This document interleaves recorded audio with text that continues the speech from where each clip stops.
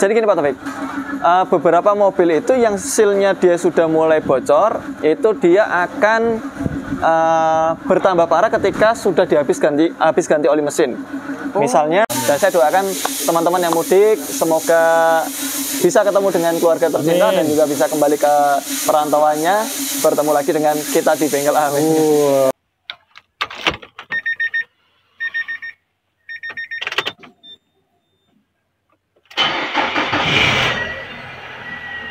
Assalamualaikum Mas Ardi. Waalaikumsalam warahmatullahi wabarakatuh Pak Taufik dan juga Sobat Apedia. Gimana kabarnya Pak? Alhamdulillah Mas Ardi. Ya Pak. Lagi nyantai di siang hari. Atas siapa tuh penuh Pak? Gak ada yang nyantai Mas. Penuh. Ya Pak, Alhamdulillah Pak. Kita dikasih kesempatan untuk membahas tentang apa nih Pak? Rencana mudik Mas. Persiapan. Mudik. Persiapan. Betul, tentunya kalau persiapan mudik, kalau kita bawa mobil maka kita juga harus mempersiapkan performa mobil Pak. Kita akan membahas sedikit tentang apa saja sih yang kita harus persiapkan ketika kita mudik Pak Taufik. Ya, baik. Nah, apa saja Mas yang akan kita sampaikan ke kawan-kawan? Oke, kita akan coba dari trouble yang paling sering terjadi di jalanan ya Pak. Yang pertama adalah aki. Aki. Ya, Ini kita harus sering-sering ngecek aki Pak Taufik. Di sini kalau teman-teman sekalian memiliki aki yang umurnya sudah di atas 2 tahun, itu sebaiknya diganti akinya. Sebelum perjalanan? Sebelum perjalanan, daripada nanti ketika sudah di perjalanan aki menjadi drop gitu kan, karena mungkin pengisiannya bagus tapi penyimpanan di akinya kurang bagus sehingga ketika aki tersebut akan digunakan untuk starter atau pada waktu voltage drop itu dia tidak mampu mengangkat seperti itu. Jadi untuk aki penting sekali untuk kita cek. Kalau misalnya dia masih umurnya belum sampai 2 tahun ya tentunya kita harus mengecek kayak air akinya ditambahkan. Kemudian kalau dia maintenance free tentu harus pengukuran performa ya, seperti tadi voltage dropnya diukur, terus pengisiannya juga diukur. Dia harus minimal 14 volt untuk pengisiannya. Lalu kemudian ketika lampu dihidupkan dia dropnya nggak terlalu banyak seperti itu. Nah kemudian yang paling sering trouble berikutnya adalah starter. Tentunya kalau untuk akinya bagus sementara dia di starter nggak mau, berarti starternya ada masalah. Jadi starter juga harus kita sering cek Pak Taufik. Kalau untuk kondisi mobil mau perjalanan jauh, dicek kondisi solenoid starternya, dia responsif atau enggak. Kalau misalnya dia sudah mulai terasa ada indikasi cetek-cetek kayak gitu, dia nggak langsung mau nyangkut, maka starternya segera dilakukan pengecekan brusnya, kemudian juga solenoidnya. Apakah itu termasuk dengan ciri-ciri starter berat? Ya betul, starter berat pun juga termasuk ciri-cirinya Pak. Kadang kan solenoidnya bagus, dia mau maju tapi dia mutarnya menjadi lemah, sehingga mesin nggak kunjung nyala kalau misalnya putarannya hanya pelan seperti itu. Nah ini kita juga harus cek. Nah kemudian dari area mesin sendiri tentunya oli mesin Pak Taufik. Oli mesin ya. Teman-teman bisa melakukan pengecekan melalui dipstick. Atau kalau mobil sendiri tentunya sudah hafal kapan harus merawat atau mengganti oli mesin. Seperti mobil yang ada di depan kita ini, oli mesinnya baru saja dilakukan penggantian. Dia kondisinya warnanya kuning, masih gold ya, masih bening ya. Oke, kalau misalnya sudah dipastikan oli mesinnya aman, maka pastikan juga di area mesin bisa dengan ngolong atau bisa diintip dari sisi sebelah atas, pastikan dia nggak ada rembesan Pak Taufik. Oke, bocor-bocor ya. Betul, saat ini jadi gini Pak Taufik, beberapa mobil itu yang sealnya dia sudah mulai bocor, itu dia akan bertambah parah ketika sudah habis ganti oli mesin. Misalnya sebelum ganti oli mesin dia olinya berkurang Pak Taufik.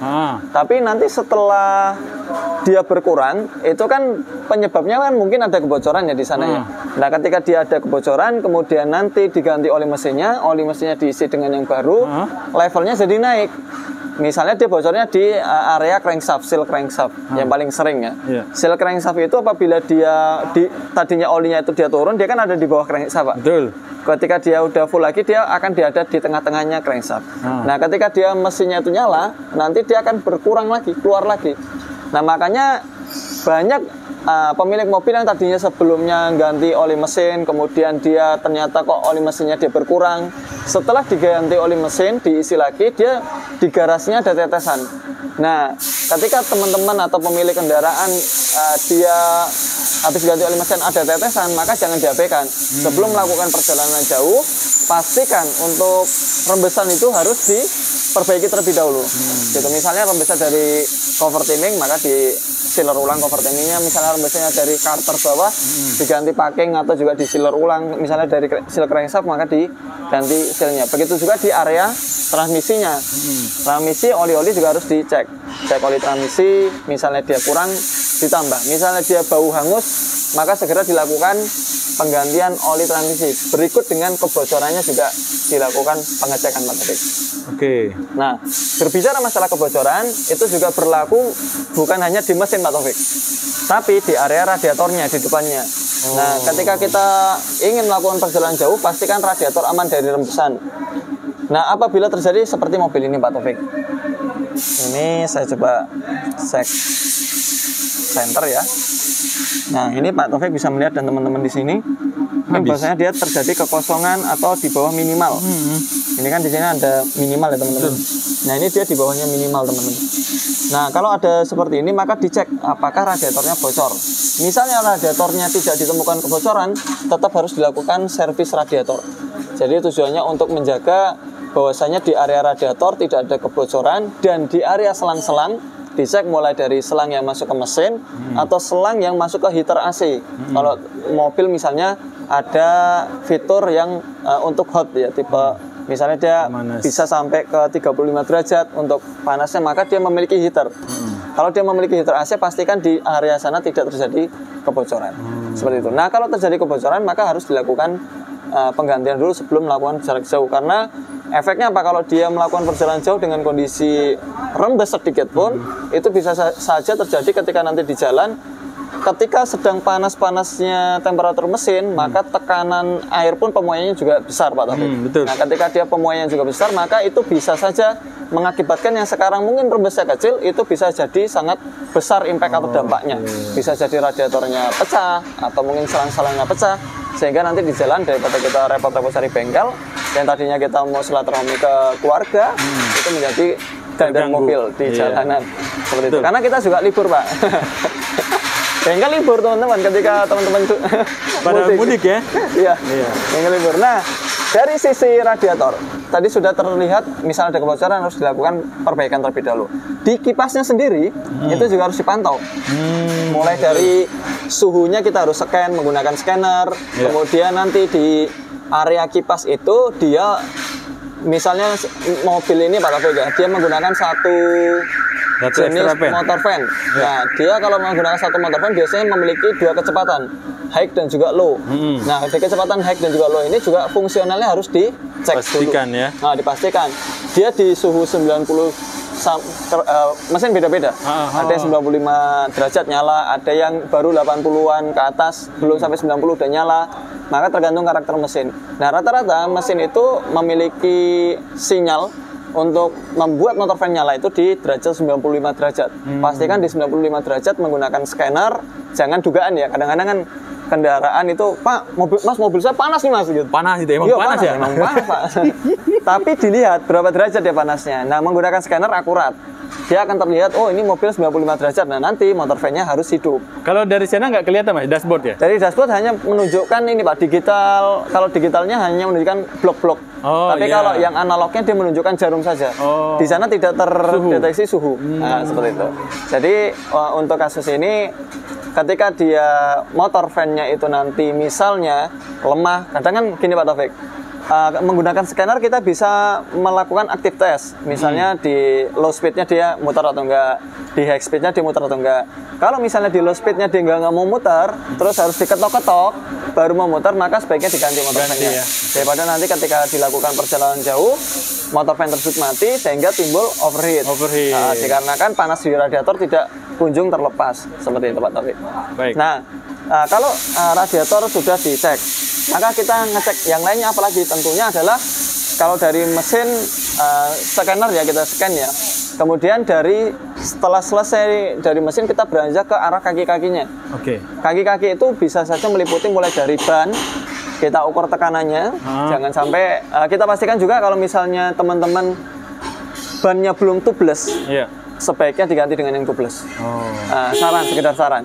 Karena kalau nanti ban tersebut misalnya nggak tubeless, dia masih menggunakan ban dalam, itu ketika terkena paku atau sesuatu yang tajam atau sesuatu yang bisa membuat ban itu bocor, itu tanpa perlu waktu yang lama dia akan kempes. Habis langsung. Tetapi kalau kita menggunakan ban tubeless, itu apabila dia terkena paku, mungkin dia masih kempes ya, itu kita masih bisa pompa dan masih bisa mencari ke Tambal ban. Atau mungkin toko ban yang ada di area dekat dengan kejadian. Seperti itu. Nah, sebelum kita melakukan perjalanan jauh, pastikan tekanan bannya kita ukur. Kalau tekanan ban itu sih rata-rata 35 ini ya Pak ya, tekanannya ya. Kalau saya sendiri menggunakan 32 karena lebih nyaman untuk ketika mendapatkan jalan yang tidak rata. Kalau penumpangnya penuh? Penumpang penuh saya tetap pakai 32 Pak. 32 juga? Iya. Oh. Jadi gitu. Nah, kalau 35 terasa begitu terlalu keras. Keras banget, iya. Keras banget, seperti itu. Nah, apabila ban tersebut didapati makan sebelah, itu sebaiknya dilakukan pengecekan ke sporing. Karena di sporing di depan itu dia potensi makan luar, sementara luar, ya? Belakang itu potensi makan dalam. Nah, kalau ban depan makan dalam berarti ada masalah di area sektor kaki-kakinya. Sebelum nanti terjadi masalah mungkin kayak ketika kita perjalanan jauh, misalnya kayak Pak Taufik mudik ke Tapanuli, Medan, ya kan? Itu lebih dari 1000 km, nah itu narik kiri terus kan nanti kan lama-lama ke warteg Pak. Kalau ke warteg nanti siang hari bisa batal Pak maksudnya.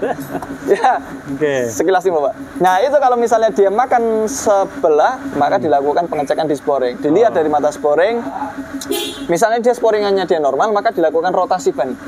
Sebenarnya rotasi ban itu tujuannya agar ban tersebut makannya rata. Ya. Jadi kalau ban depan dirotasi ke belakang, ban belakang dirotasi ke depan, itu supaya nanti hasilnya selesai atau habisnya itu bisa sama diharapkan seperti itu. Tapi kalau misalnya dia ada masalah kayak tadi, dengan cara di sporing kita bisa mengidentifikasi ini masalah apa, mungkin shocknya, mungkin busing kaki-kaki atau ball joint atau yang lainnya. Dan itu nanti segera dilakukan perbaikan Pak Taufik. Lalu kemudian bearing roda juga dicek, karena nanti ketika kita perjalanan jauh umumnya kita pasti menggunakan mobil di atas 80 km per jam sampai dengan 120 mungkin ya. Belum lagi jalan berlubang ya? Belum lagi jalan berlubang. Nah itu nanti kalau rata-rata bearing yang sudah bunyi itu 60 km ke atas saja sudah bengung Mbak, terdengar dengung, dan tentu ini mengganggu kenyamanan kita. Untuk itu, untuk kayak ban dan juga bearing itu dipastikan dalam kondisi fit. Terlebih juga di area yang masih mencakup di daerah ban, yaitu di kampas rem. Kampas remnya juga harus kita cek apakah kampasnya masih dalam kondisi tebal, atau mungkin kampasnya dalam kondisi yang lunak. Kadang kan kampas tebal itu belum tentu baik Pak. Jadi kampasnya tebal tapi dia tidak mau berkurang. Yang berkurang justru cakramnya ya. Nah itu yang bisa mengakibatkan nanti ketika dia jalan bunyi, bergetar dan lain sebagainya. Itu kita harus lakukan pengecekan, cek remat roda, mulai kita coba simulasi dengan di amplas. Kalau di amplas dia mau berkurang, berarti kampas tersebut masih normal, dalam kondisi bagus. Seperti itu. Dan juga selain kampas kita cek juga ininya pistonnya. Jangan sampai pistonnya macet. Nah itu kita pastikan. Intinya ban, bearing, dan rem itu harus dicek. Termasuk juga di area kaki-kaki seperti shock dan juga busing-busingnya. Seperti itu. Nah kalau sudah dari area ban sudah, maka kita masuk ke area bodi.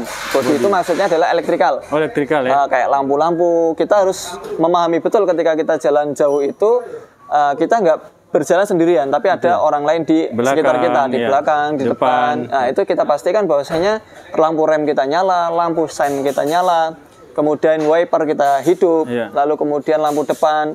Kemudian, nggak terlalu tinggi. Ya, nggak terlalu tinggi, karena kalau terlalu tinggi juga mungkin kita ya nyaman lah untuk berkendara, tapi lawan arah kita, ya kan, itu bisa saja terganggu karena terlalu tinggi sorot lampu dari sisi depan sebelah kanan tentunya. Karena kita jalan di sebelah kiri. Nah, kemudian dari kayak power window itu juga sangat penting, karena nanti kalau kita masuk dalam tol, kalau kita power window depan kanan itu rusak, maka kita nggak bisa nempel itol dengan tepat. Harus buka pintu, kemudian harus ini, ya tentunya itu mengganggu kenyamanan. Maka untuk area di electrical body itu kita harus lakukan pengecekan, terutama pada hal-hal yang safety seperti wiper. Seperti itu Pak Taufik. Nah, kemudian Pak Taufik, dari sisi sebelah dalam mobil, tentunya seorang mudik itu kan pasti orang-orangnya pada di dalam mobil Pak, bukan di atas. Nah, di dalam mobil itu kita harus juga mulai mengetes AC. Apabila AC sudah mungkin terasa nggak dingin, atau mungkin AC terdengar suara mendesis, atau mungkin dari AC nggak keluar anginnya, jadi dia mungkin dingin, teman kapasitas atau debit air atau air udara yang keluar, kan air kan bahasa Inggris Pak. Oh iya, alasan. Udara yang keluar itu dia mampu kenceng nggak? Maksudnya nanti jangan sampai yang paling belakang, misalnya kayak beberapa mobil kan hanya memiliki single blower Pak, di depan saja. Yang belakang mungkin nanti nggak kerasa dingin, nah, itu juga sangat mengganggu kenyamanan di dalam kabin. Terutama kalau yang membawa anak kecil, nanti di belakang sumuk atau gerah seperti itu. Nah, itu pastikan blowernya berputar dengan baik, speed 1, 2, 3, 4 dicek semuanya. Kemudian evaporator apabila tercium bau apek, itu adalah satu di antara kebocoran di sistem evaporatornya. Kita pernah membahas evaporator. Nah, itu kalau nanti apek itu dibiarkan terus-terusan, kita nggak ngecek filter AC-nya atau evaporatornya, bisa jadi freon habis. Nah, nanti kalau kondisi jarak jauh freonnya habis, misalnya dia terkena air hujan, tentu kan kaca menjadi ngembun Pak, dan itu sangat mengganggu sekali pandangan mata. Maka sebaiknya AC juga dilakukan pengecekan. AC sudah, kita berlanjut ke area speedometer. Itu penting sekali. Ketika nanti di speedometer teman-teman sekalian mendapati ada yang tidak berfungsi, misalnya kayak hazardnya dia nggak nyala di area speedometer, itu harus dicek. Misalnya speedometernya dia nggak nyala atau nggak berfungsi dengan baik, itu juga harus dilakukan pengecekan. Misalnya RPM-nya kita lihat di sana ada ngayun, kita lakukan tune up mesin. Misalnya juga dari sisi switch-switchnya dia nggak fungsi dengan baik, nah itu juga kita harus jangan mendiamkan, itu kita harus lakukan segera pemeriksaan. Seperti itu Pak Taufik. Nah, kemudian untuk mobil-mobil manual Pak Taufik, itu juga perlu juga diperhatikan untuk kondisi koplingnya, karena banyak di antara kita yang mobil mogok itu ketika dia menghadapi jalan menanjak, itu dia koplingnya selip. Nah, kopling slip itu bisa kita cek atau rasakan ya, itu dengan cara ketika gigi 1 masuk pertama, kopling diangkat, dia nggak gigit. Atau mungkin dia ketika dia jalan buat akselerasi, dia RPM-nya tinggi, cuman kendaraan tidak kunjung tidak maju. Tidak kencang ya? Tidak kencang, seperti itu. Nah, untuk mobil-mobil yang sudah menggunakan silinder release untuk koplingnya, itu sebaiknya diperhatikan apabila kinerja kopling pijakannya sudah terasa keras, kemudian apabila kita intip di antara mesin sama transmisi dia ada kebocoran minyak rem khususnya di situ ya, maka sebaiknya dilakukan penggantian kopling set seperti itu Pak Taufik.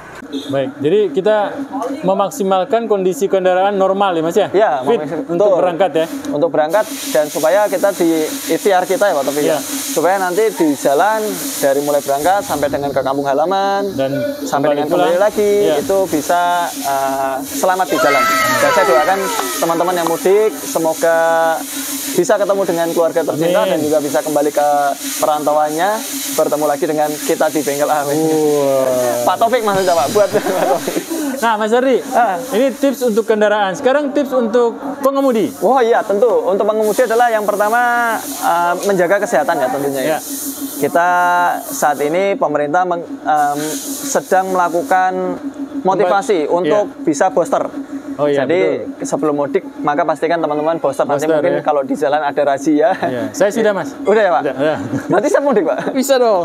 Oke, itu booster. Terus yang kedua pastikan tubuh dalam kondisi fit di jalan, siap-siap misalnya membawa kayak minyak angin, misalnya nanti yang di dalam mobil pada mabuk Pak. Iya betul.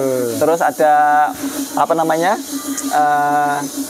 obat mabuk itu apa Pak? Ya itu pokoknya obat anti mabuk kayak obat gitu. Anti mabuk ya, obat anti mabuk. Kemudian dari pengemudi sendiri pastikan kalau misalnya jarak jauh itu membawa satu teman untuk penggantian untuk mengemudi Pak Taufik. Jadi jangan sampai jarak jauh kita inginnya sih selamat sampai tujuan, tapi ketika lelah kita forsir bawa sendiri, yang terjadi bukan keselamatan, bisa jadi mencelakakan diri kita sampai dengan orang lain. Waduh, Mas Adi, doain saya karena saya supirnya satu nih. Pak Taufik butuh saya Pak, teman Pak. Ya, semoga Pak Taufik selamat di perjalanan. Amin. Dan juga teman-teman yang lainnya tentunya kita doakan bersama. Ya. Nah, intinya ketika kita capek di jalanan Pak Taufik, karena misalnya Pak Taufik nggak ada teman mengemudi. Iya. Kalau capek, maka cari rest area terdekat, kemudian istirahat terlebih dulu. Kadang-kadang orang mengendara dengan perjalanan jauh, tidur dalam waktu 5-10 menit itu sudah cukup. Untuk melepas penat Pak. Maksudnya melepas ngantuk Pak. Iya. Kayak gitu. Kalau kita mungkin kalau di rumah itu nggak nyampe. Nggak bisa 5 Nggak menit. bisa 5 menit 10 menit ya. Mungkin harus berjam-jam. Tapi kalau di perjalanan biasanya kita 5 menit 10 menit tidur itu udah cukup untuk menghilangkan ngantuk dan bisa lanjut perjalanan. Nah, Pak Taufik, yang perlu diperhatikan juga adalah ketika kita melakukan perjalanan tentunya adalah bahan bakar yang dipakai. Nah, pastikan sebelum berangkat kita isi full tank. Isi full tank tangki kita. Kalau bisa kita isi full sesuai dengan bahan bakar yang direkomendasikan. Jangan sampai mobil bensin diisi solar gitu, karena ngejar murahnya. Nah, kemudian nanti ketika kita di perjalanan, khususnya di tol, kita nggak usah panas-panasan dengan pengguna jalan yang lain. Mungkin karena mobil kita habis di remap atau mungkin habis di bannya baru ya kan. Ketika ada yang nyalip lebih kencang, sudah biarkan saja. Kita patuhi batas kecepatan Pak Taufik ya. Mungkin di tol itu ada yang batas kecepatan maksimal 100 km/jam, maka kita ikuti seperti itu. Ya, demi kenyamanan bersama dan demi dompet supaya nggak ketilang. Dan juga untuk keiritan ya Mas ya? Ya, untuk keiritan, betul. Jadi ketika kita melakukan perjalanan konstan rata-rata dengan RPM 2.500 sampai dengan maksimal 3.000 RPM, itu sudah bisa menjadikan mobil kita itu iris mungkin kalau cc 1.500 ya, itu bisa 1.14 sampai dengan 1.17. Terutama kalau di tol ya. Gas konstan dengan pembukaan throttle ya mungkin 1/8 lah ya. Mungkin ya 1/8 itu gas tipis-tipis seperti itu sudah cukup bisa mencapai 2.000 sampai 2.500 RPM seperti itu. Tapi kalau teman-teman terburu-buru ya maksimal 100 km/jam. 100 km/jam. Seperti itu Pak Taufik. Mungkin itu teman-teman sekalian tips sedikit dari kami ketika kita ingin melakukan perjalanan jauh, pastikan bukan hanya kita mempersiapkan bekal apa yang kita bawa, tapi juga mobilnya kita pastikan, kemudian juga dari diri kita sendiri kita pastikan bahwasanya kita fit dan kita jaga kesehatan. Jangan sampai kita karena memforsir waktu perjalanan kita menjadi terlalu capek sehingga kita nanti ketika pulang di kampung halaman yang harusnya kita bisa hihi bersama keluarga malah sakit kerokan. Seperti itu, semoga video ini bermanfaat dan hati-hati di perjalanan. Semoga Allah SWT menjaga kita semuanya. Amin. Assalamualaikum warahmatullahi wabarakatuh. Waalaikumsalam warahmatullahi wabarakatuh.